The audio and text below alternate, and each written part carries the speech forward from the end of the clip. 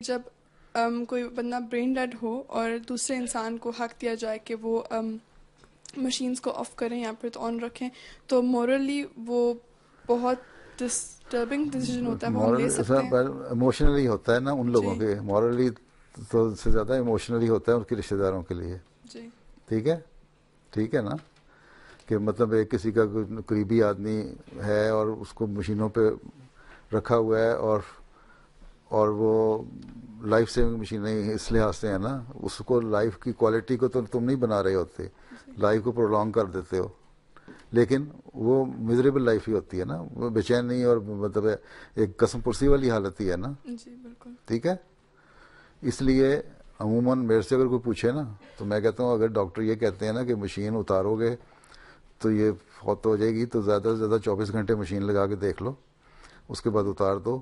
بلا وجہ اس کو شخص کو بھی جو بھی ہے مرد یا عورت اس کو بھی تکلیف میں نہ ڈالو، اور رشتہ داروں کو بھی اس امید پہ رکھنے کا فائدہ کوئی نہیں. جو نیچرل پروسیس ہے، مرنا زندہ ہونا اللہ تعالیٰ کا ہاتھ میں ہے نا، اس کو جانے دو. ٹھیک ہے، اللہ تعالیٰ کی تقدیر پہ پھر راضی ہو جاؤ.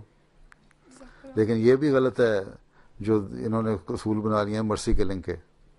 بعض ملکوں میں قانون ہے، اچھا یہاں سے کہ جاتے ہیں آسٹریا میں یا کہاں جا کے مرسی کلنگ کرا دیتے ہیں کہ بیمار ہے، میں برداشت نہیں کر سکتی ہوں، میری لمبی کینسر کی تکلیف چل رہی ہے، عورت کہتی ہے یا مرد کہتا ہے، اور بڑی پینفل ہے اور ٹریٹمنٹ ایسی ہے تو مجھے مار دو.